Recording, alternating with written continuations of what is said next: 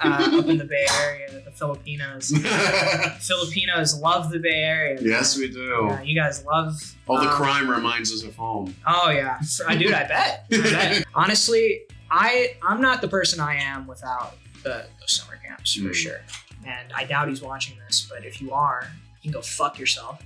People got loud and... People got really loud. Oh, yeah. So that's where this party starts to kind of go unhinged. I'm pretty sure that... It was me. Yeah. It was me. You yelled cunt because someone said, oh, nobody will say that. And then you literally just yell, cunt! Yeah, I said something along those lines. I've never had drinks make me shit myself.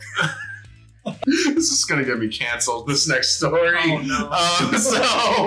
And even then, it wasn't really a good joke. It was just him being racist. And that's my problem with, and this is gonna ruffle a few feathers in the comedy community for sure, I fucking despise comedians that are like, if any cartel members are listening, I have no problem with you guys. I am not. We like you. We like you. I'm not disparaging you in any way. Hey everyone, Mark from the future here. So this upcoming episode is a bit different. So this episode actually was the first ever episode of Off the Mark that was ever recorded. It was with my friend Tony Gonzalez. This was recorded in the summer of 2025. Been wanting to start this podcast for a long time, and I had him over. We recorded a pilot, but I never got around to editing it and putting it out there. So this episode is finally coming out. It's kind of like proto episode of how things were going to go in future episodes. I wanted to get it out because Tony's a good friend of mine, and I wanted to do good by him since, he came over and we recorded this. I wanted to make sure it gets out. On top of that, he's going to be hopefully on either next week's episode or the weeks after with previous friend of the show, Matty Ice. So look out for that episode. That one should be coming out soon, but I wanted to make sure that this got out so you guys can get a feel for him and get to know him a bit better. He's my partner in crime. We work on a lot of projects together. He'll be a regular on the channel. So without further ado, here is the lost episode of Off the Mark.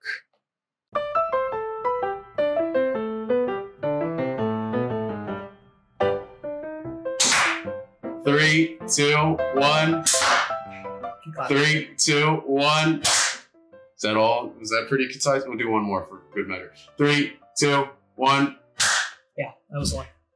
And one more for that. And welcome to Off the Mark, the very first episode of my podcast. I'm here with my good friend, Tony. Hey, how you doing? Tony is a good friend. We met friend through friend of a friend, right? Friend of a friend. I believe our first introduction was at that said friend's party at their apartment. Was it? Yeah, I believe so. Remember their power got shut off? Yeah, was it? But I thought we first met at my comedy show. That was when we first formally. Okay. We were at that party, and I think we maybe said couple words to each other. We didn't actively conversate, I don't think, but we met and actually started talking and started talking about shit. Was one of your comedy shows over at the Chateau. Shout out the Chateau. Shout out the Chateau. Shout out Felix. Shout out all those guys. Yes. And then we've just been hanging out since. Hanging out ever since. Found out how cool this dude was. Yeah, we found out he's all right too. We both like Kevin Smith, but he's a much bigger Kevin Smith fan than me. I think I'm a bigger Kevin Smith fan than a lot of people. Yeah. I actually saw him at a podcast conference back in 2015. That's so cool. Yeah. And then I saw him at Comic-Con a couple years ago. But anyway, we're the classic LA, fucking filmmaker trying friends trying to make it out here. And you know what? Let's do something. So we've been trying to keep each other accountable to goals. We got a mini, not quite writing group, but similar type of. It's sort of a networking group. Just trying to create something. We were literally talking about this earlier. if Hollywood's not gonna give us the jobs, might as well create our own little network and create the jobs. Yeah. Create our own luck. Yeah, and I've been wanting to do a podcast for a minute, and we already had this partnership, so I thought, why not have you as my first guest? Maybe you'll be a regular inaugural guest. I'm honored. I'm honored you were here. I'm very, very honored. Also, my first time here at the apartment. We're currently filming this at this dude's apartment. Yes, my apartment. His humble abode. Yes, I had to fucking wade through a pound, 5 feet of junk mail to get this table cleared off. My house is a pigsty right now. You can't see it, but behind the camera setup looks like the wreckage of a battle in Ukraine. I got a bunch of crap that I need to go sort through. He's being dramatic. Yes. I told him. I've told him I've seen way worse. I did clean my bathroom for you this morning. So I really appreciate that. I feel honored. I got a new urinal cake in there and everything. The water's nice and blue. Heck yeah. Did you get the blood stains out? I did my very best. Yeah. So this is real. This is real. It's very surreal. This is a very real. But yeah, I'm really happy to be here. Yes, I'm happy you're very here. Excited. So yeah, tell. Why don't we pull up the docket? That'd probably be. I have my docket up. I don't know about you, man. I don't know what you've been doing. Oh, you're slacking off. Well, do you have? Oh, you have it pulled up. The docket. Oh, nice. Take a look at it. Is this the Google Drive? Okay, because I updated it last. Yes. Okay. Yes. Yeah. Okay. So, this is why you're a good co-host. Yeah. So you're. Oh shit! We forgot to do the nicknames. Hey man. First episode. First steps. Episode. We're working on it. First steps. But I'm Marc Tyrrell, aka Yellow Thunder. I'm Tony Gonzalez, but I'm known by the streets of North Hollywood as the Iron Cock Shredder of North Hollywood. And I thought that was the new serial killer that you were telling me about. Yeah, earlier. No, that is the new serial killer. Oh, so I'm actually the serial killer. Oh, actually. wonderful. I'm known as the Iron Cock Shredder. I feel North really Hollywood. safe right now. You could totally, if you totally go up to people and tell them that name, they totally will know what that is and totally won't look at you like you're fucking insane. So Iron Cock Shredder. What are your origins? My origins? Yeah. Okay, well, because you're not an LA boy. You're one of those dweebs from the Bay. I am the legendary. I am one of those dweebs from the Bay. Mythical Bay. Actually, I grew up with a lot of your kind. Up in the Bay Area, the Filipinos. Filipinos love the Bay Area. Man. Yes, we do. Yeah, you guys love it. No, but from the Bay Area. All the crime reminds us of home. Oh yeah, dude, I bet. Especially San Francisco, especially currently. From the Bay Area. I just say San Francisco, so when I tell people, because usually when I tell people where I'm actually from. It's the same. Oh, where is that? Oh, I've never heard of that place. A very rare occasion where I get an occasional, oh, I know where that is. And I'm always just like, you do? Wait, where are you? I'm originally from a town. Can you say it or is no, I can say that. I don't care. I'm from a little town. It's not a town. It's a small city. It's called Hayward, California. Okay. It's about maybe 25 minutes out from SF. Okay. About 15 from Oakland. If you said Oakland or Fremont, I would have been like, yes, but you're right. I don't know where Hayward Yeah, exactly. is. No one knows what the fuck Hayward is. Pretty much lived there my whole life up until about 19. From ages 0 to 18, 19, I lived in the Bay Area. Nothing too big there. I mean, it's the usual, the family trauma. No one really wants to hear about that. Trauma when you're a filmmaker in LA. Filmmakers have trauma. It's what? so unique. This is news to me, man. It's the fucking Buzz Lightyear meme, and it's just the wall of Buzz Lightyears, bro. Trauma everywhere. Yeah, trauma everywhere, dude. bullied. No, but I was there, lived there pretty much my whole life. Lived in pretty much around Hayward. I never really outside of Hayward. Currently, actually, no, I'm not going to dox my mother. I'm not going to say where my mom. I was literally about to say where my mom lives, but I'm not going to dox my mother. But 1, 2, 3. it's a little, yeah. Hayward Ave. It's just the Bay Area is literally. It's just San Francisco, Oakland, San Jose, and then just a ton of census designated areas or like incorporated areas.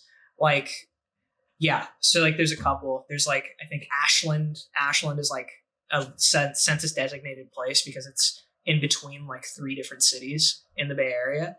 Shout out Ashland. But yeah, went to school all around there. I was in public school for, I'd say about up until about 4th grade. And my mom took me out. She wanted a better education for me. So she put me into Catholic school. And basically from 5th grade up until 12th grade, I was in Catholic school. Shout out to St. Joachim Catholic School in Hayward, and shout out to Moreau Catholic High School. You guys really fucked me up. You guys really gave me all the real trauma is from those 2 places. Were they still doing the ruler slapping? No, nothing like that. Passed? It's just all the kids there were like assholes. They were not nice to me. Dude, I don't get it. Like with Catholic school kids, like you think that like they'd be like the most like religious, like moral people, and then well, where I went to high school, it was the opposite. Well, that's what it was where I went to school too. Like, well, I think what it is though too is, and sorry, I didn't mean to interrupt. No, you, it's but cool. I think what it is, it's East Coast Catholic versus West Coast Catholic, because West Coast Catholics are very progressive, very more left leaning for the most part. But I notice in like smaller areas, like more like Midwest, East Coast, their Catholics are definitely more on the conservative side, which I mean, Catholicism within itself is conservative, of course. Yeah. I understand that. But it's just like out here, it's definitely a lot more skewed, I think. It's definitely more like, I guess out of like the political compass, it's more to the center left, if anything. Because yeah, for the most part, all the hot button issues, like abortion and all that, like obviously most Catholics out here are going to be like anti-abortion and all that for sure, and I do understand that. But honestly, when it comes to like the LGBTQ plus community and all that, they definitely are more accepting and progressive of that. Okay, I've noticed personally. Yeah, I mean, I would, as someone who's raised East Coast Catholic, I'd say like it's. I mean, I don't know. I haven't talked to enough Catholics out here yet to really see what you're talking about. No, for sure. But as some but I guess there would be more. I mean, there's definitely conservative elements within the East Coast Catholic. I mean, definitely sure. Midwest Catholics. Oh, Midwest for sure. Lack of a better term, flyover country Catholics. But for sure.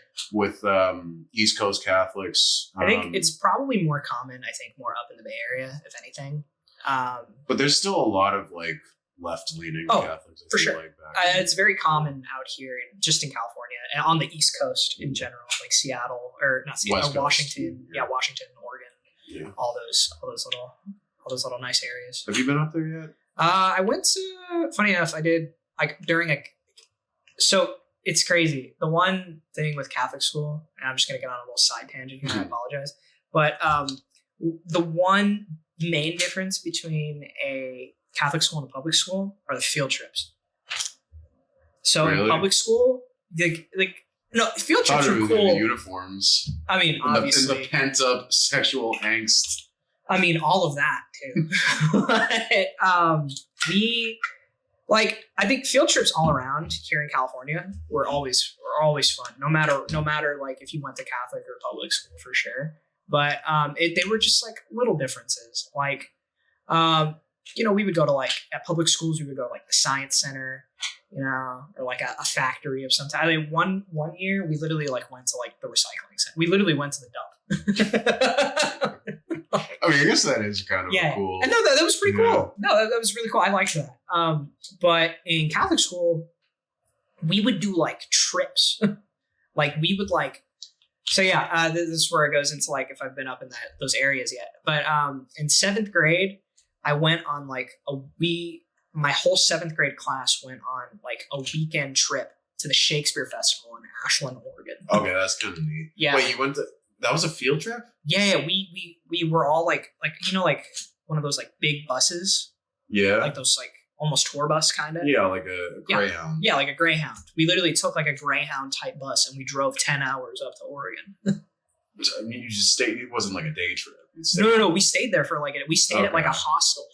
That's not a cool. Well, I mean, I'd be kind of like, did you have like get private places in the hostel? Yeah. Okay. Like we all, like everybody that was in the hostel, like we knew, like there was like it was like either the chaperones or so like the parents, the teachers, which was like the 1 or the 2, and then the students. Okay. That was all that was in the There were no like randos in there. Yeah, because I'd say that's for sure a liability. Yeah, it's a huge that's liability. a huge liability. But no. So it's like I think the boys had the top like hostel area, and then the girls had like the downstairs hostel area. Mm-hmm. And then we would just go like.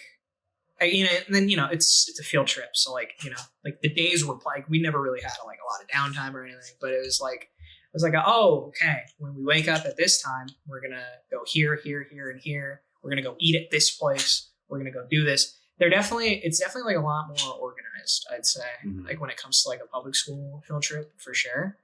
But we would do that. There was like I didn't go to it when I was but in 6th grade, a ton of my classmates, they did a thing called science camp. Science camp. Where you literally just, go out into the forest, live in a cabin for like a week, and then just, learn about nature. And then we ended up doing that in 8th grade.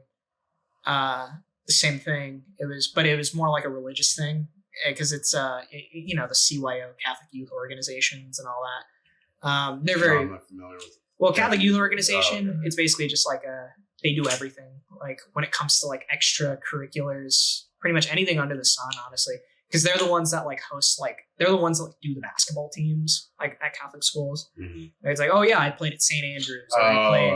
Yeah, the CYO does that. Catholic Youth Organization does that. And what they also do is they did like a little summer camp up north where in the Redwoods, up in the California Redwoods, which if you haven't been, I highly recommend. It's on my bucket list. Dude, I love the California Redwoods is so fun. Dude, I love it so much. Yeah, man. That's like on like I feel like you have to do it as someone who's moved like to California. Like that's like one of the prerequisites of being like a California. And then you gotta get someone that like has been to hint. We'll make it happen. Hint. If you need a local voice. Isn't the closest redwoods in like King Canyon? I think so. Okay. There's redwoods all over California, but I think the best ones are up in the north for sure. Okay, so it's not as hot up there, so the trees don't like die like they do out here. Like they like to do out here. They prefer to die. Yeah, they prefer to die out here, which honestly, with how hot it gets out here sometimes, I don't blame them. But yeah, we did like it's like a little spiritual kind of retreat, but like we still do the same shit that like we explore nature and like we have like camp counselors and stuff. But I liked that place so much. I went to they also have like a summer camp. They do like a summer camp, but it's not as religious. And I feel like, I don't know, it was weird because it's like, that's where kind of like what I was talking about with like the left-leaning kind of Catholics came in, because all the camp counselors, when I went to that summer camp, was that. Like, it was always like hey, this is a no judgment free zone. You're free to express who you are. Like, we don't care if you're gay, if you're straight, and we don't care about any of that. Like, we just care about who you are as a person, and we're just here to like help you out with that. And honestly, I'm not the person I am without those summer camps for sure. And it was just so fun. I had a lot of core memories. Shout out CYO camp. If I doubt anybody will be watching from that, but there's people I still talk to like to this day that I met when I was like 14, 15. I didn't know this was this was like, so big it was huge. And it's like, honestly, and it wasn't because of the religion thing. It really wasn't. It just happened to be under the Catholic Youth Organization thing. But it was mainly just everybody just having fun with each other, being cool with each other, going out on hikes and shit. playing Gaga Ball, which if you don't know what that is, What is Gaga Ball? So you're in a mud pit, and it's like dodgeball. Like you gotta like hit it at someone, but it's like the ball has to bounce. Like you can't like grab the ball and then chuck it at someone. The ball has to continuously bounce, and you have to hit people. Like you have to like slap it to like get people out, basically. And that sounds sick. Yeah, no, dude, it was really fun. So like we would basically end up getting well, when it dries up, it's just like a dirt. It's just dirt, right? Because the whole place is just fucking dirt. It's a fucking forest. But they would like get the hose, and then they would just like hose it down so it gets muddy. And then we basically just like fucking play dodgeball in the mud. It's fun as fuck. That sounds great. It's really fucking fun. It's what OG Gaga Ball actually is no water. So it's just like the dirt. Mm-hmm. But I think it's literally called Super Gaga Ball or something, where you actually like fucking like wet it and like make mud. And you're basically just like mud fighting people. And it's kind of fun. That's also adding to the bucket list. It's kind of fun, I can't lie. Is the gain all the way down? Is the gain all the way down? It's kind of peaking a bit. Again, sorry folks. This is the first episode. First episode. Getting all the kinks out. Getting all the kinks out. It still is. Maybe, I just hope I'm also not like keep blocking your shot on your camera. No, you're good. Yeah, this is I was gonna say you can sift through this, and we can easily. I mean, we got 3 setups. We can easily mix and match. And moved it back a little bit. Maybe that'll. Testing. Actually, I think that's better. That's a slight improvement. Yeah, I mean, we'll make it work. Anyways. Okay, no, that's cool. I didn't know that about you. So, Catholic, that was like middle school, high school? I basically, 15, 16, and 17-year-old me went to that summer camp for 3 straight years. Okay. And, like, if I ever return as a guest, which I will, for sure. Basically, what I would do is every year I would bring a disposable camera with me and just take pictures throughout the week, and then I would upload them. And I have 3 years of just like disposable camera photos of like 15-year-old me. If y'all want to see that, I will bring that back next time I come back as a guest. Awesome. But that honestly, those made me like that summer camp. I think made me. For sure. Like, I don't know if we should advertise. I mean, people asking for pictures of your 15-year-old you. Maybe not. But well, it's just maybe the ones that aren't in the pool. No. I did not do that. I'm not weird. I don't take pictures of people by the pool. That's so fucking weird. Unless it's like a commemorative, like a. If you're gonna ask for Tony's high school pictures, just make sure you're not a creep. Age verification. If you're also a high schooler, if you're a dude, I'm probably not gonna show you it. and that's not a knock on anybody. But it is a knock on that. But so no, maybe I don't bring 15-year-old. We'll show them. Look, like no, I'll do like the little group photo. Yeah. Little group photos. The group photos were always nice. Every year. Every year it's always a great. Yeah, because we were on the. It's like and then it was like separated by like different camps, like, and that sounds bad. I know that, but it was like there was a camp for like the middle schoolers. There was a camp for like the I guess like the first, second grade. Yeah, I guess that would still be middle school. But honestly, I think what made it so cool is that it was the teenage camp. It was basically called Stepping Stone. Yeah. We were on the other side of like the main camp. So we basically just like, I think what made it so cool is just like, it was our own thing. And that was what it was. Because the main camp, all the other camps have to like mingle together and like do that. But I think not. I think they do that intentionally, of just like to like connect with yourself as a teenager, because adolescent years they suck. Right? Yeah. That's just how it is. Yeah, I mean you don't want to be hanging out with like elementary school kids when you're like 14, 15 years old. No, you don't want to do that. So we would basically we would either hike to the other side of camp, or if they were extra nice to us, they would let us go in the van. And again, the van sounds bad, but it was not. It was an AC van. That van was so nice. Right. That just brings up It reminds me of the AC issue we had on the way here. Oh, God. That car was so hot. Man. Yes. I need to fix my car. It's about, my AC decides to crap out right at the end of May, the beginning of June when it gets hot in LA, so that's great. But anyway, anyways, yeah, I'm sorry. I feel like I'm just I feel like I'm just hearing myself talk. This is the podcast. That's what a podcast is. But it's also your podcast. I don't want to take up your You're time. the guest. So so youth trips. So you moved to LA. When did you make the move out here? Oh, so yeah, okay, yeah, there we go. Yeah, back to it. I made the move to LA.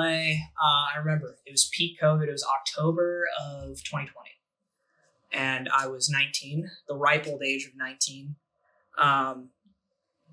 It's just like not a lot of people do that, like at that age, like moving to LA, like at 19. A lot of people do that, but like for school. I did it full time. No, because what most people do is they go to college and then they go back home for the summer. Oh, that's okay. Like, you know what I'm saying? Yeah. Well, I mean, I feel like a lot of people, there's a good contingent of people who moved out here full time right after high school. After high school for sure. You know, like. But, most people do it though. I realize a lot of my friends though, moved out here when they were like, and actually like got a place. They were like 20, 21, like 22 maybe. For the most part, but it's just with me, I just like most people, they just like, they usually have like the dorm. Yeah. That's what I'm saying. Yeah. But like me, I just was like, fuck it.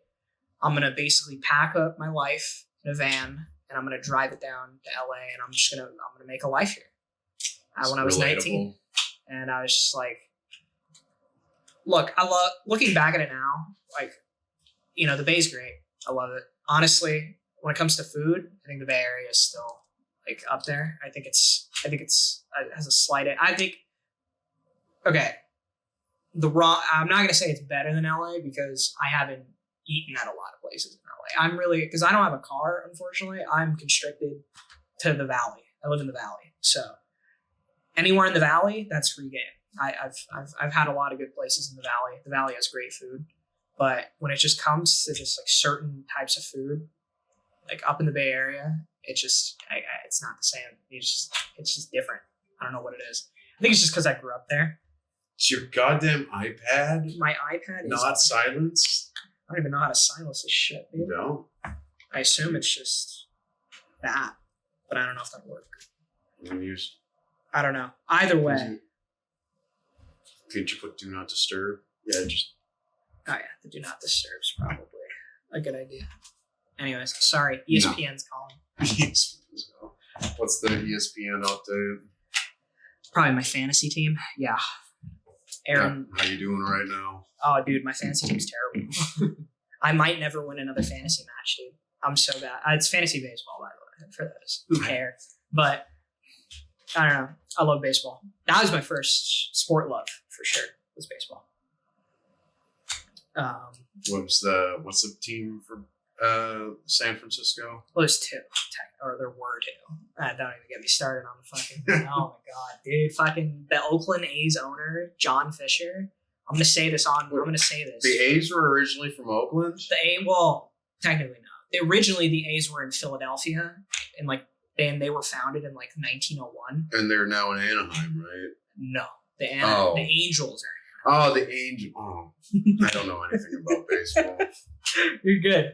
But no, so yeah, they were originally in Philadelphia. Then they were in Kansas City for like a good decade. And then in 1968, they made the move to Oakland. And they've been there ever since. They were at the same stadium for almost 50 years. But then greedy billionaire owner John Fisher, and I doubt he's watching this, but if you are, you can go fuck yourself. We need to get this podcast to John Fisher. John J. Fisher can absolutely he can go choke on it, frankly. And because it's a whole saga, dude. This has been happening for the past 10, 12 years. So basically, the A's have been wanting a new stadium since 2012. Or not, earlier than that, way earlier than that, probably. Because it's called unanimously by the people as the Coliseum. So the Coliseum, there's no problem with the Coliseum. The Coliseum's iconic. I love it. You just, for the Coliseum to like experience that, you just have to be there for that, to experience that ambiance and that awesomeness. But the problem is, it's an old fucking building. So fucking sewage has like excrement. Like people have like that, like, dude, it's so bad. Like it's old plumbing. So it's like, what, like excrement, what? Like it seeps into the seats or something? No, not the seats, but what is it? They have their dugout has been flooded before. With shit? Not with shit. I hope not with shit. But like, and maybe with like a little bit. Rainwater? Maybe a little bit. I don't know, because like, flooded with what? Where did the water come from? I assume the bathrooms in the clubhouse. Jesus Christ. And then there's like feral animals, like fucking possums are running around everywhere in the stadium. Fucking yeah, it's not a good stadium. Or it's not that it's a bad stadium. It's just very sounds like dated. A bad stadium. It's dated. That's the problem.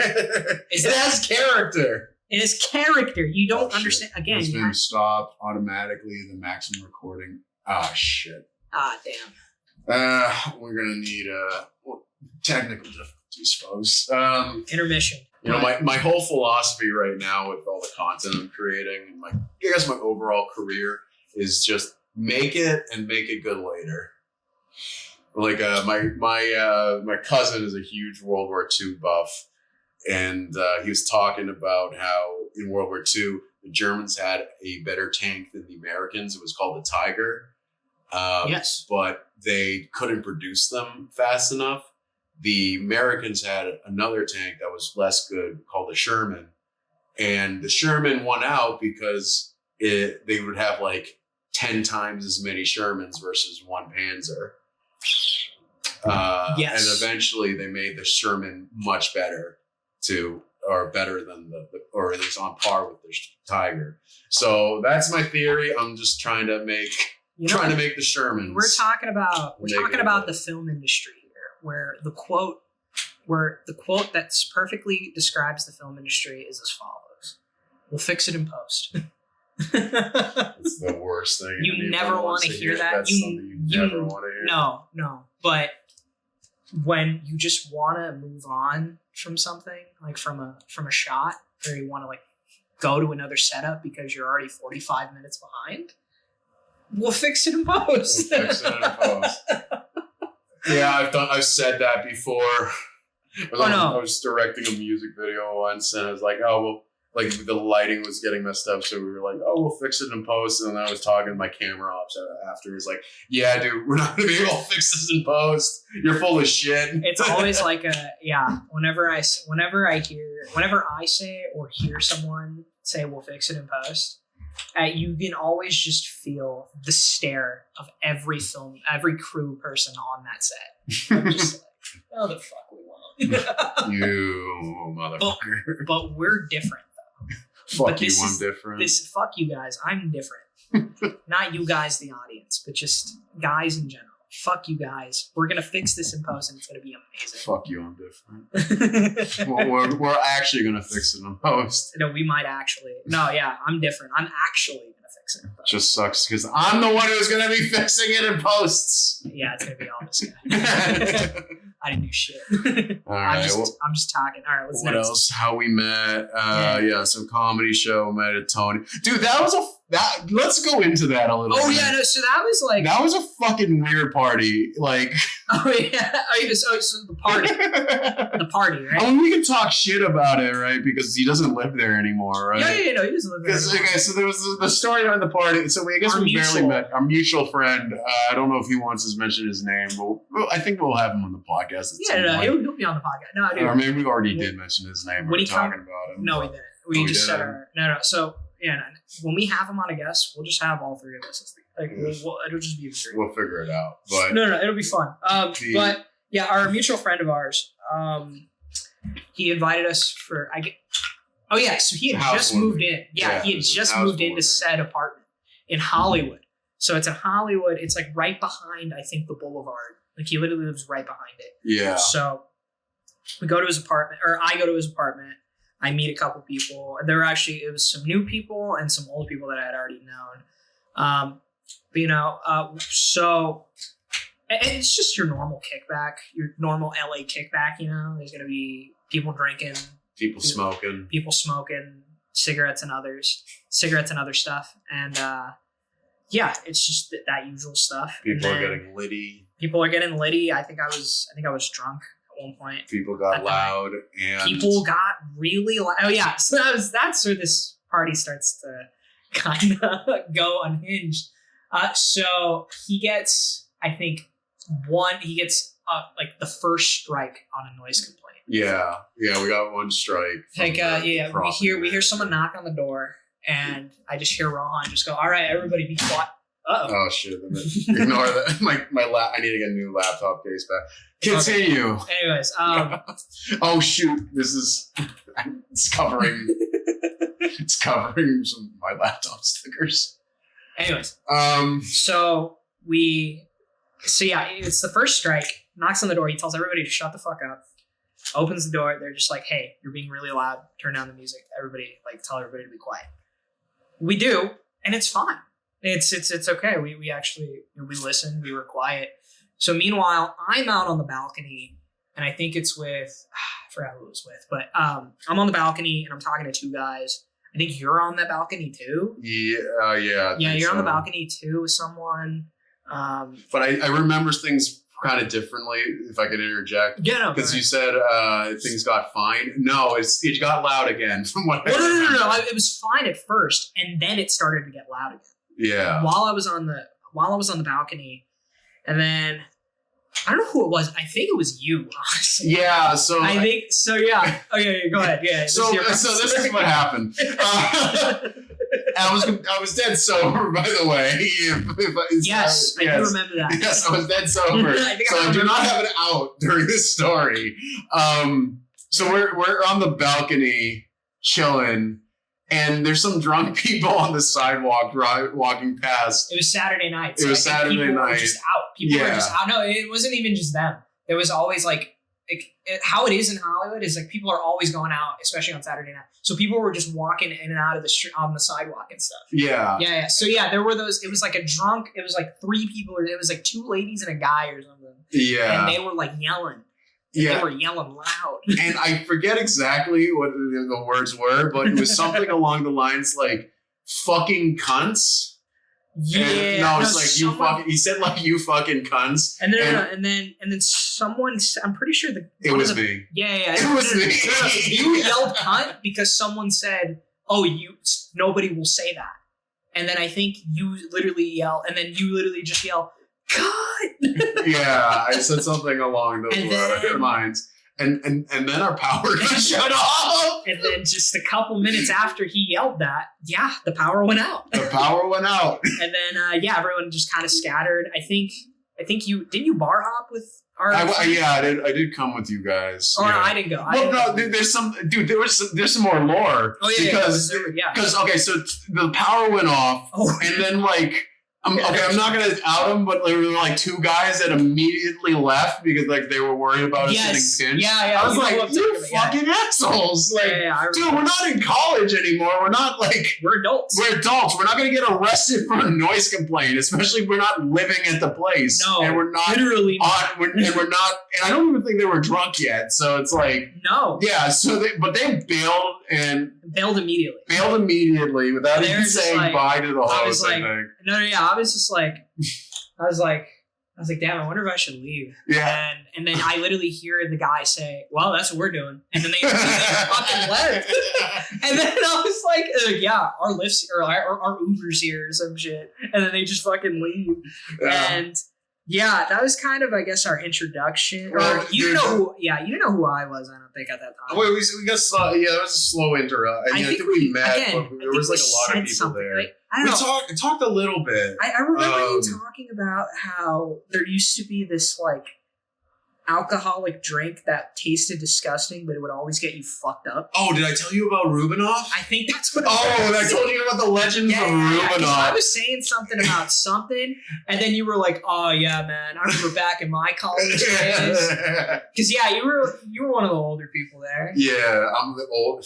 He's old as shit. I'm old as shit. I'm gonna be 30 next year. He's geriatric. Yeah, I'm gonna be dead soon. Holy shit. Yeah, I know. How old are you? You're 22, right? No. How old are you? I'm 24. Oh, still, I mean, dude, it gets weird. Like, I don't know. I'm about to be 25. Well, dude, it feels like that's. Yeah. I think at 25 after, you just like, that 5-year difference doesn't, like, age doesn't fucking matter anymore. No. Like, 25, at least when I turn 25. 25, I feel, is when you actually, like, are an adult. And you actually kind of have to be an adult. I felt that way too. Yeah, I feel like 25 is that age where you kind of have to lock in and buckle down and like actually start making your own money. Yeah. So that's almost time for me. Yeah. But anyway, so we were talking about, I'm telling you the legend of Rubinoff. Yeah, that's what you were telling me because we were just talking about how drunk everybody was. I think because everybody was. There were a lot of people that were really fucking drunk. What's the college swill out here? What? What's the cheap bottom barrel like liquor that college kids drink out here? Usually Smirnoff. Like that's the bottom barrel. Yeah, bottom barrel is usually. But it's usually Svedka. Oh, dude, this not. But like, what's the local brand? Like local brand? Like, there's nothing. The cheapest bottom barrel shit is Svedka. Usually people get Svedka. It's usually that fucking.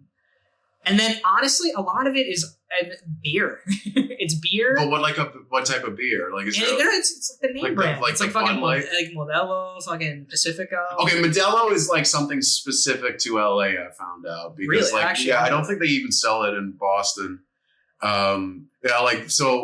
This is interesting because like this shows how good you guys have it out here when your bottom barrel stuff is Svedka. Yeah. Because like I've been to other places and like there's usually some local brand of like cheap shit alcohol. I'm sure we do. I'm sure there is. You just went to a good school. No, I went to a liberal arts college. So like whenever we had like kickbacks, it was pretty much all name brand shit. I mean, don't get me wrong, I drink Svedka too, but like the thing that you introduced that's what got people fucked up. Well, people got introduced to a thing called Rubinoff and called it Ruby. It came in like 38 different flavors of flavored vodka. You know who probably knows that? Fucking my cousin. My cousin's I'm not gonna dox him, but I was literally about to say his name. But no, my cousin up from Oakland. I think he probably knows what that is. He probably knows because that dude. We're very connected, me and that cousin. So like we kind of like think the same way. And one of our thing is like me and my older roommate, we used to call we're beverage fiends. We just like we like a good like drink. Like not like it doesn't have to be alcohol either. Like it's just like our thing is like me and my older roommate. It would be we would do. Like whenever we would go to the store, I'd go to like 7-Eleven. I'd get like I don't know, like a Coke or something, and he would always get like an Arnold Palmer, like the Arizona Arnold Palmers. Dude, love those. But anyways, we kind of think the same way, and we always like make like the weirdest fucking mixed drinks. And I bet you that my cousin's probably made a weird ass mixed drink with Rubinoff. Well, I don't even know if they sell it out here. Like, I think it's like a Boston thing. Is it really it might be a local thing? I mean, that dude's been. My cousin's been everywhere, so he might have. We might have to have him on the podcast. No, he's great, dude. That dude's he's been mugged like twice. I love that's how you qualify him as a good guy. He's been mugged twice. He's been the victim. He's from Oakland. He's from Oakland. Dude. He has to be tough. Dude is tough. Dude's one of the toughest people I know, dude. But like he's a big culinary guy. I feel like that's kind of where I get it from too. Because it's just like we both just like whenever we're in each other's area distances. I'm just checking. We probably should clap sync again just because now we're having multiple files. Right. 3, 2, 1. 3, 2, 1. 3, 2, 1. Okay, continue. So yeah, Oakland college. Yeah. So you said it had different flavors. There was everything from like the most popular one like was like pink lemonade. Of course. And like, Berry, probably. Oh yeah, berry. But dude, there was like shit like sriracha flavored crap. Sounds terrible. Oh my god, dude. Sounds terrible. I don't understand why anyone would buy that. But like, you'd always mix it. If you drink it straight, well, I mean, it means you're a freshman. Like, dude, I remember like, dude, that's not even the worst one I had. There was something called Gordon's that like I got for my birthday. Dude, I was like, I want to get the cheapest shit beer. I want to get a bunch of booze. I want to get a bunch of liquor and beer. But I want to get like, I don't have much money, so I'll buy the cheapest stuff. Yes. And dude, like, you know, the four, like the kings of the four kings of cheap beer in at my school were like Bud Light, of course, Budweiser, Crystal Light, Keystone. Okay. No, was it Keystone? Yeah, I think it was Keystone. I found this name brand that was like Cold Stone or some shit. It was like something I've never heard of, and I mixed that with and like. Did you have it with ice cream? Are you allowed to talk about your previous employers, or is that going to get you in trouble? I don't care. Dude, Tyler, the Creator, on Jimmy Fallon literally was talking shit about his old boss from Starbucks. So I'll be fine. Yeah, you and Tyler Creator, same level. Yeah, no, me and Tyler Creator were the same. Bro, no, it's the fucking it's the Sigma males, bro. He's just like me for real. He's just like me. He's bro's literally me, bro. Well, dude, I forget the name of this. It wasn't Keystone. There was something even worse than Keystone. I think it was like Cold Water or something. I had that in Gordon's vodka, bro. I've never had drinks make me shit myself. I didn't shit myself, but like it gave me diarrhea. It was not great. If we're yeah. Oh god. Okay, so do you just want to get into drinking stories now? Then? We do have a segment called Drunk Tales on the thing. It might be well, dude. We didn't even finish the one from that night because there was more lore. I think you left early, so I have more lore. So like, I remember though, because we were like the part where back to the story. He gets his power cut off. Yeah. Right? And from what I found out, he didn't end up getting his power back on until like that Monday. Was it that Monday? I thought it was the next day. Or but like it was like it was longer than it should have been. It shouldn't happen at all. No. I mean, first of all, like what his apartment building did was illegal.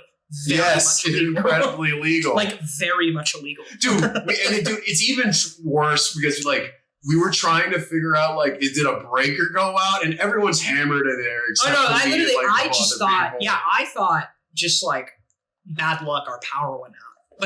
But then it started to kind of look that, and then the dots started kind of to align. Yeah, we were trying to figure out what the fuck happened. Oh, they cut off the power. Yeah.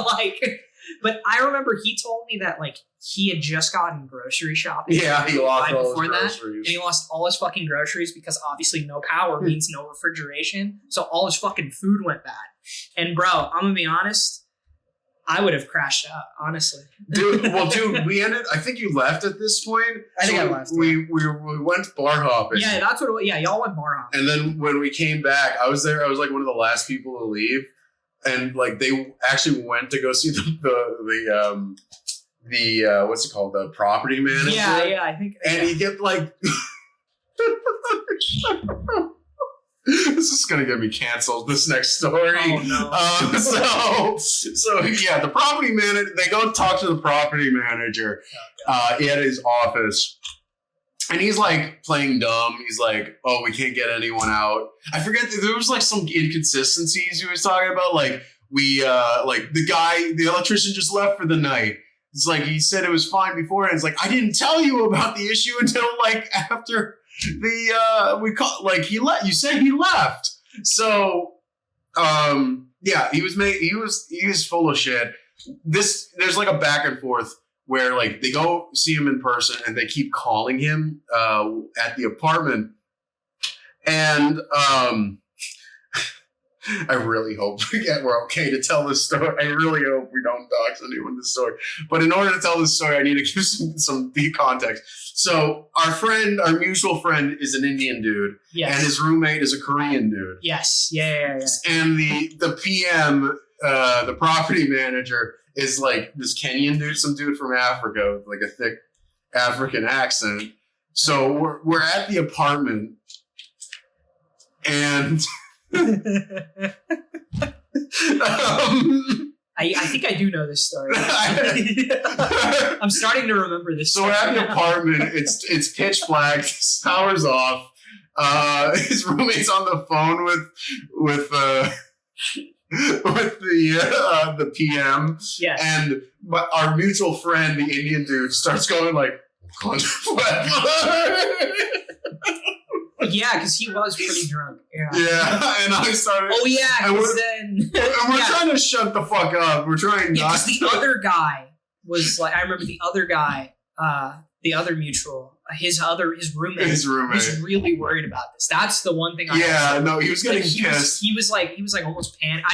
When the power went out, he was like panicking. Oh yeah, because that was like his second night ever getting drunk. Yeah. So I remember that. Yeah, that's coming back. Yeah, so he's really concerned, and I'm like, we're just making jokes that everyone who's there, and my friend goes, "Wakanda forever." We're just trying to shut up, and I'm trying to not laugh, and then it clicks for me. Indian dude, Korean dude. There was like some cut, and you know the movie Harold and Kumar, right? Yep. I know that movie very well. So, I think our friend's like, he probably thinks my name's like Punjabi or something. Because I think he called him. The PM called him like some stereotypical Indian name, like fucking Rajit or some shit. And he's like, there's no Rajit here, but he's not the guy on the phone. It's his Korean roommate. So he says like, he thinks like my name's like Rajit or some shit. And I think that's what he does for Wakanda Forever. And then his roommate's like, shut up. And I'm trying to shut up. I'm trying not to laugh. But I realize it clicks for me. Oh wait, our Indian friend's part of his name is Kumar. Yeah. So I started laughing. It's like, does he think your roommate's name is Harold? And we all just start dying laughing. Bro, yeah. And he gets off the phone. He's like, dude, what the fuck? He's actually trying to help us out. That's so mean. What the fuck? And then I'm like, dude, you have every right to be angry right now. But I also have every right to be laughing my ass off because that was fucking funny. Look, all I'm saying, if I was there, I'd be like, is it a time to be serious? Yes. But was that joke hilarious? Also funny. Yes. Yeah, but that was, see, I do remember that story. I remember Rohan telling me about that. But oh shit! He's been doxxed. It's fine. Yeah, nobody knows who the hell this is, bro. Yeah. Wow, Rohan Kumar. Wow, there's not a million of those names out there. Nah, they don't know this guy. He'll be on the podcast anyway. Oh, so we're gonna have to. He'll be. That dude never gets. I've never seen that dude get mad at his friends. So I think he'll be. Honestly, he's gonna watch this. He's probably gonna laugh his ass off. He's probably gonna fucking laugh. I'm just worried about some of my more progressive friends in the comedy scene getting the clips from this.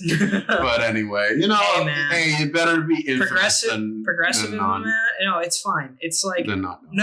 All it is just like there's a difference between it being a joke and then you actually meaning it. Yes. So I feel like that's my thing with like all that, right? Is like to like kind of shift into like another topic, but like there's a difference with that for sure. As it's just like you could be like there's some offensive jokes that are hilarious. They are great. They're fucking funny. I'm just. But it's just like you have to. It's just you got to decipher it between it being a joke, all in good fun. It's context. Yeah, context for sure, 100%. intent, context, because it's just like, yeah, I'd be like, I have a black roommate and I'm Mexican. We make jokes about our people all the fucking time. Yeah, dude. I was like, that's the intent. It's that intent. It's just like, we know we're fucking joking. We don't actually mean it, Yeah, the last time I was hanging with you guys were getting some edgy shit. I was like, my people. No, we get. I was like, oh shit, I can't talk like that. Okay, so they're on the level we can. Yeah, like you're saying you could say certain shit, but it's just like, obviously, and then obviously there's just certain shit you can't joke about. It just depending on it, like Michael Richards, anyone. That wasn't even jokes. Like that's just bad delivery. That's the point I'm trying to make here. Is that like when Kramer fucked up at the Laugh Factory and he said those things, like you hear that intent, you hear that context, and even then, it wasn't really a good joke. It was just him being racist. And that's my problem with, and this is going to ruffle a few feathers in the comedy community for sure. I fucking despise comedians that are like, we can't be funny anymore. Cancel culture, we can't be funny. We can't make jokes. This, and that. No, you're just not funny. And that's and like, again, I'm not trying to ruffle any feathers, maybe a little bit, but, and no shade. Again, all love for sure. I'm sure these people, maybe, I don't know, fucking that, like, I despise those people. I'm just like, we can't be funny anymore. Like, there's ways to still be funny without, like, actually being a shitty person. I think it's just also just the, it is cultural climate, and we're trying to take away. I try not to get into politics. That's one thing I don't want to go into. Oh, no, my for comedy sure. And I guess the show, but we'll see where it goes. I don't know for sure. But that's one. Oh shit! I forgot what was I gonna fucking say. There's. I think it's not so much. It is a cultural shift happening, but for sure, because I think it's also just technology. Because like now, people were always getting offended by shit, but now people can actually just get to you so much easier. No, for sure, because it's like going back to the Michael Richards shit. Like, cancel culture wasn't a thing back then, but he did effectively he got shunned like by that community because of what he said, and it's just like. But my problem is like, these people think like this is like some brand new thing, and it's like people could just go on stage and just say whatever the fuck they want before cancel culture. That's not true, because that's just simply not true. Didn't like George Carlin get arrested for some of his like this? Well, that was back in the day when you would get charged with a thing called obscenity. Oh yeah, obscenity. And nobody gets fucking charged with obscenity anymore. It's fucking no, like it's not the 50s, it's not the 60s. Because Lenny Bruce fucking did that. Lenny Bruce got arrested countless times because of the jokes he would make on stage. Because, he was like he was the edgelord before the edgelords, he's the, every edgelord comedian thinks they're Lenny Bruce. They're not. I'm going to have to check out Lenny Bruce. I don't know him so much. Yeah, but he's the comedian that kind of got comedians like as famous as comedians are. I personally think that, like Jerry Seinfeld, fucking Kevin Hart, all these comedians make millions of dollars a year and are some of the richest people, like richest comedians ever. I think without Lenny Bruce, stand-up comedy doesn't get into like that mainstream, I think. And I would highly recommend you check him out. He's like, he's talking about he was talking about like, he was making like blue comedy and like sex jokes and stuff before that was like the norm. What was he in like the 60s or 70s? No, like the 40s. Really? The 40s and the 50s. Okay, I'm gonna have to check this out. Yeah. He was like, and like, because you look at 40s and 50s comedians back then, it was probably, it was definitely, a lot more friendly, or probably family friendly for sure. Almost vaudevillian, almost. Yeah. Like Three Stooges, that type of comedy. That was kind of what like comedy was back then, for sure. I wonder where stand-up originally originated. Like, probably like I need to do a deep I assume it, because like with most of the shit, it probably stems from vaudeville.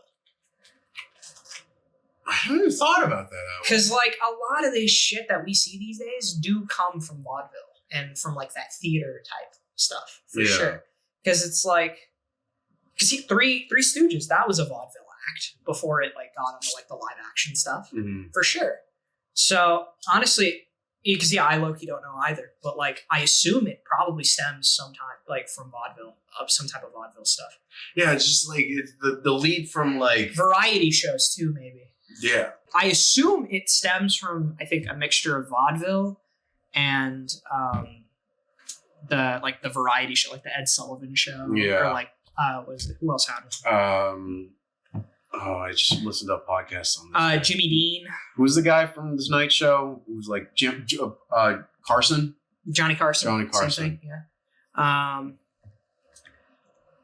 Dude, apparently he didn't make any money at the beginning of the show, and then he renegotiated his contract with NBC when they were desperate, and that he made like.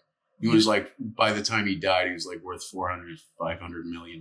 He was very because he owned the actual show. I also heard he wasn't the nicest guy. I heard that too. Yeah, I've heard. Yeah, I've heard he's like. Yeah, I heard he was like a big control freak, and he was very like. Yeah, he was an ass apparently. Yeah. Went through like 3 different wives. Oh yeah, and then we got the Letterman. And then Conan wanted to write for Letterman. Dude, I'm such a bad comedian because I don't know the history. Like I don't even know that many comedians. Like I fell into comedy by accident. Like I've told this story before, but I guess I'll say it now for the podcast. The way I fell into it, I was originally a photographer in the comedy scene. Yes. And then my friend, when I moved to LA, I didn't know anyone really except my friend from college, and he was a stand-up comedian. Shout out Ben Gordon. He's now based in Austin, Texas. Go check out Shoebox Comedy. Love that man. If it wasn't, he was the guy who convinced me to go to LA in the first place, gave me the kick in the ass I needed. Also a good friend from college. But anyway, he was one of the first people I knew, only people I knew when I moved to LA. Tells me about a show he's doing, and I'm like, I got nothing to do. I go, it's like, okay, Venmo $14 to this guy named TK. It's like, okay. And then I went to a show at the Federal. Rest in peace. You went there? The Federal closed? Yeah, bro. Closed down like a year or 2 ago. Fuck, dude. Yeah, the Federal in NoHo, right? Yeah. Dude, that sucks. Yeah, dude, I love that place. Yeah, dude, that place is great. Yeah, there used to be a show every Thursday there called The Rebels of Comedy. I never went to one, but yeah, I know the show there. And I went there, and I kept going there. You get cocktails. And I started just bringing my camera to it. And then I got a job filling in for the regular photo guy there when he went on vacation. And that just spiraled into me. And I started bringing my camera to other shows and networking through that just as a way to provide value and network. Eventually became a regular shooter at a couple different shows and clubs. And for one of the shows, this is at the Pasadena Comedy. It's no longer here, but I was shooting there for a show, and my name got mixed in with the names of the comedians by accident. Oh shit! Yeah, so I was like in a group chat, like, "Hey, what's up with this? Am I supposed to go on?" Like, and then this guy shouted Gibran Siddiqui, a good friend of mine. Hope you get back to LA, brother. He starts blowing up in the chat saying, "No, you have to go on now. We got to get the people what they want," like all caps. So it was a freak accident. It was kind of a freak accident, but like the producer was like, "Yo, if you want to do 2 minutes, go ahead." I was already thinking about doing an open mic the next week, and I did 2 minutes on that show, and it was just retelling this whole miscommunication, and it killed. And from then on, I got the bug.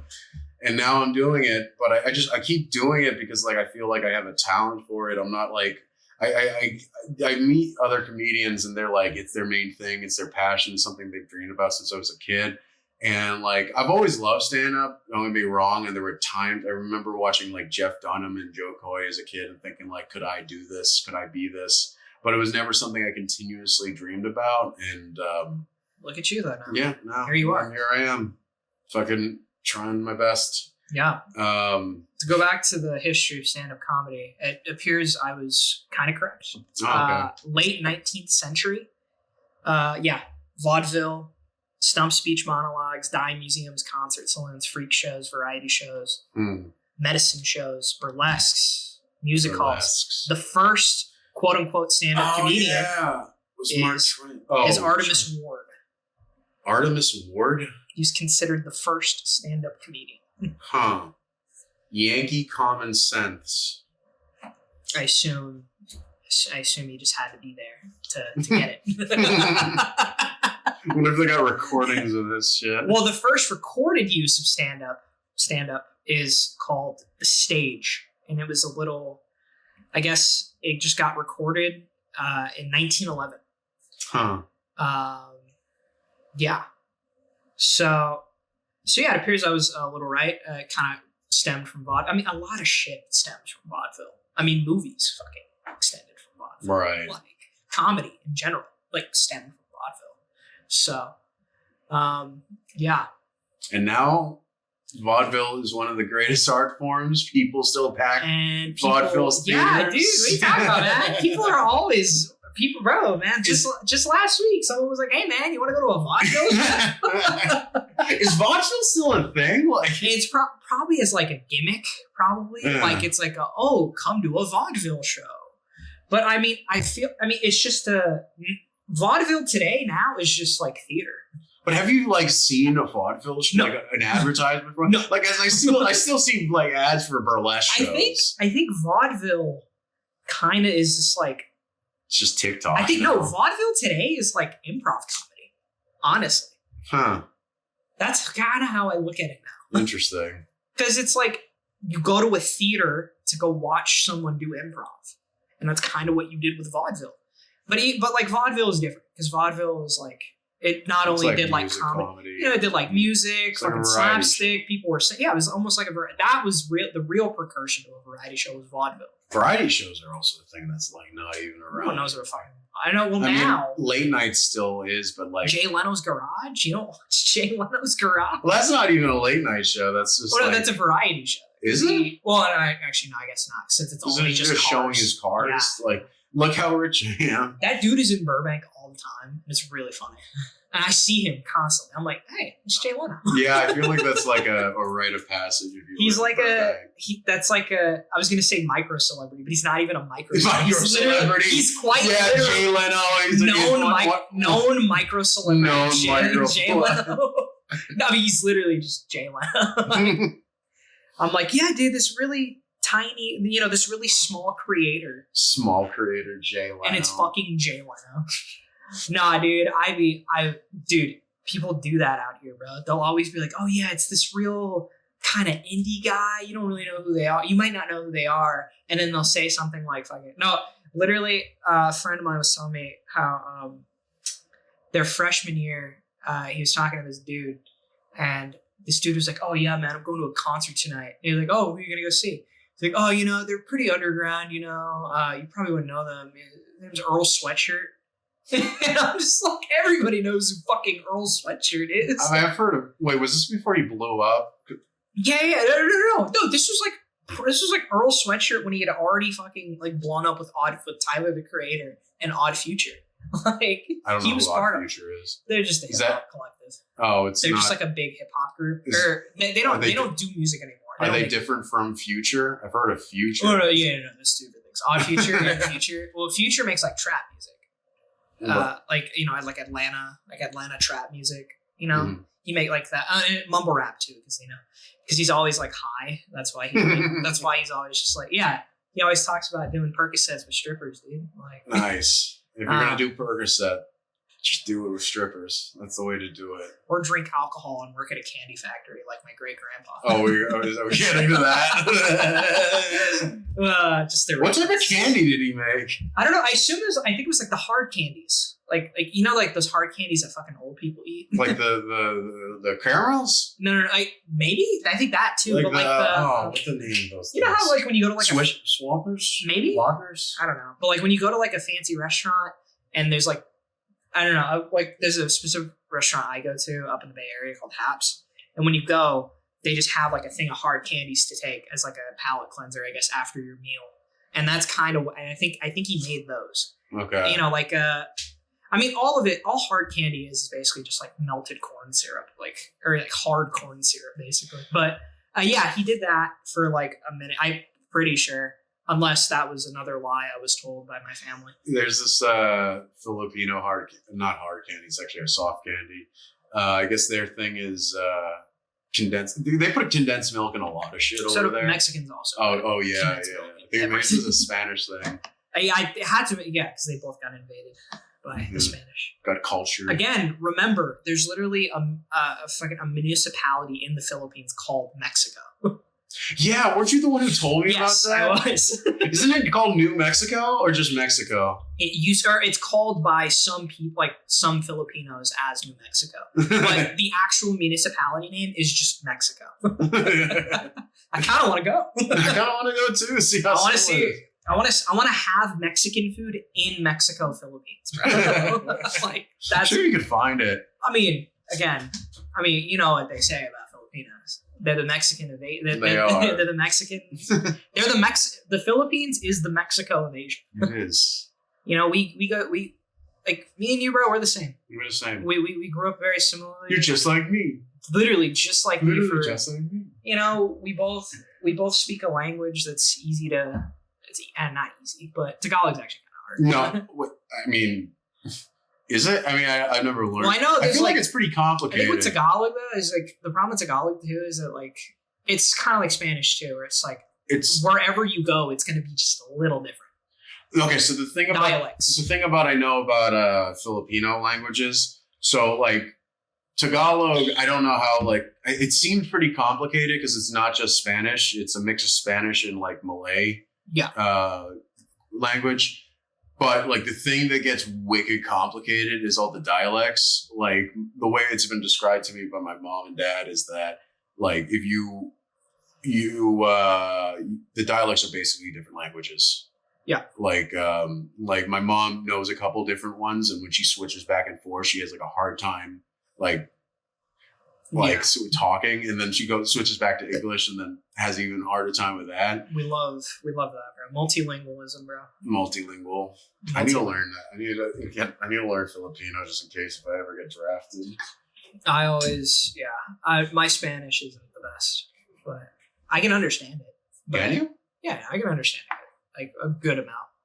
I just don't speak it very well. That's just my thing. But that's just like I need to practice more. I just need to practice. That's literally all I need to do. Because like I'm pretty sure if I get dropped in Mexico, I'll probably be fine. I know how to order food in Spanish. That's literally all you need to know how to do. Ask where the bathroom is. You know where the all you got to do is just know how to ask where the bathroom is, know what you want for food, and like know how to order it. And that's really it. Do you think if I went to Mexico, like I'd blend in, like if I knew the language, like just by my like look, or do you think? Do I stand out? I don't know, because like low key, man, there are a lot of Mexicans that look Asian. I think it's there a lot of Asians in Mexico, or I heard there was like a bunch in Brazil. Asians. It's just there's a lot. Yeah, it's not that there's a lot of Asians in Mexico. It's that there were a lot of Asians that went to Mexico and reproduced in Mexico, and that's why a lot of them kind of look Asian. Okay. Yeah, because no, dude, they're straight up. I know a lot of Mexicans where they're straight up Mexican. They'll speak perfect Spanish, but they look Asian. I heard there was like a ethnic Japanese president of Mexico at one point. I don't know. Mexico and Japan have really good relations. For sure. Really? They have really good country, or they used to at least. I don't know if I don't know about now, but I assume they still do. What do they buy? What do the Mexicans buy from Japan? I don't know. Probably like manga. I know, yeah, honestly, no, dude. Dragon Ball Z is huge in Mexico. Like, I'm not even kidding, dude. Like, and like this is. I don't know if this is an actual. I don't know if it's a meme or if it's an actual statistic, but it's a thing where it's like whenever a new Dragon Ball Z episode drops, cartel activity like plummets. Wait, really? Is that true? I don't know. I don't know. But like people tell me that. And like, no, what's crazy is I've heard that from multiple people. That's the crazy part, is I've heard it from multiple people. I gotta look at it. Can we Google that real quick? Yeah, it's like it's like every time Dragon Ball's, a new Dragon Ball Z episode drops, cartel activity fucking plumb, like almost no cartel activity happens. No cartel. We gotta stop making cocaine for a little bit, guys. Guys, Goku is back. I gotta watch some. Dragon Ball Z, the cartel. Yeah, because it's literally, it's so fucking crazy. And if any cartel members are listening, I have no problem with you guys. I am not. We like you. We like you. I'm not disparaging you in any way. I just think that if it is a fact, what we're about to search up is true, I think that's pretty fucking funny. That's it though.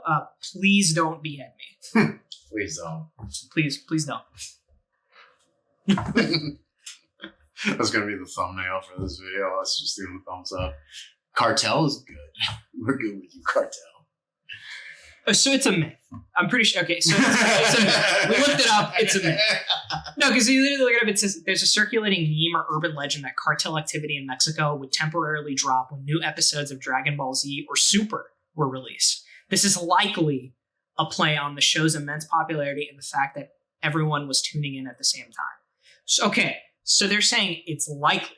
They're not saying that it's not. So it could be. It could be. We just don't know for sure. We just don't know for sure.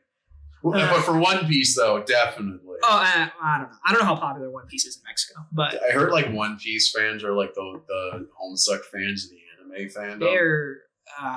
They're quite insufferable. I mean, it makes sense that the very few I've met are quite insufferable. It would make sense that the cartel's into it if that's the case. Well, actually, I feel like it'd be the opposite. Actually, yeah, no.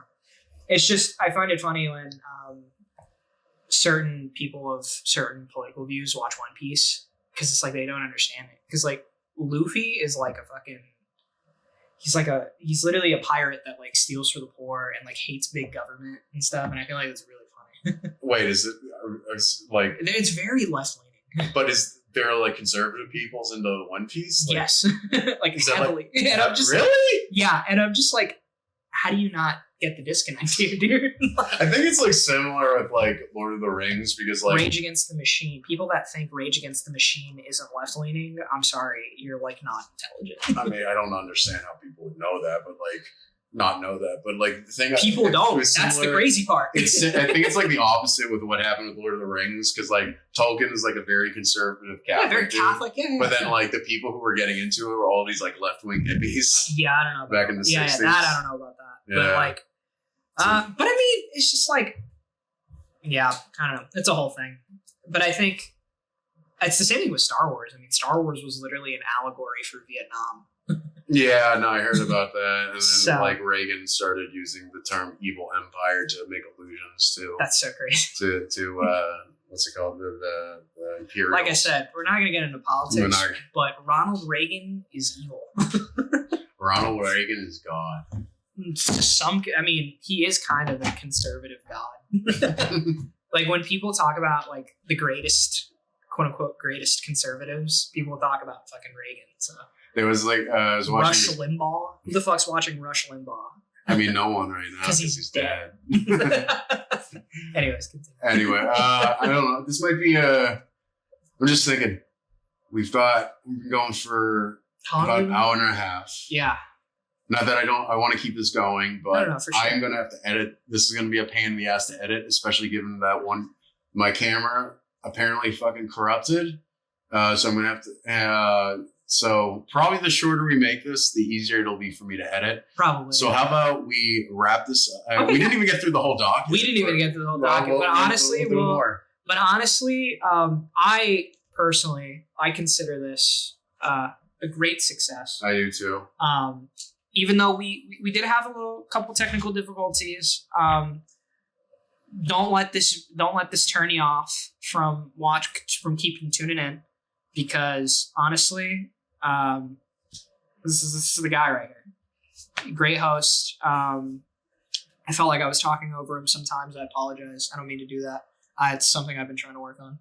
But I think this was a success, frankly. I think it was. Couple technical difficulties, but that's gonna happen. Well, it'll be a success once we upload it. Yes. If this just stays on my hard drive, like all the other podcast projects I've made, then it'll be a failure. But this is not going to be a failure. You will see this. I'm going to be on his ass about this. Yes, be all over my ass.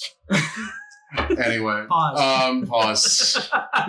We should just do a series on the Boondock. That'd be fucking funny. Dude, could we just like have Turtle over? Like, that was something we were bonding over. He would. He also said, by the way, he would always be willing to help me. Okay, cool. But maybe that'd be cool. But yeah, no, he would. Because he had a podcast in college with the school radio, so he has pretty good experience with podcasts and stuff. And he works at fucking. Sorry, dude, that might be. We'll cut this out. We might have to cut that out. Yeah, cut that out. Yeah, I don't want to be. Yeah, but seriously, but like he has the experience. Talk about martial arts. Yeah, no. I gotta tell him. I keep forgetting every time I see him. I always gotta forget. I gotta tell him that you want to spar with him. Yeah, because I'm sure he would be down. I'd love. He would unironically be down. I'd love that. So, we're gonna wrap this up. How are we gonna inaugural episode of Off the Mark. I am the Iron Cock Shredder of North Hollywood, and Yellow Thunder, Mark Yellow Thunder Tyrrell, and so hopefully see you on episode 2. Catch you on the flip. Bye.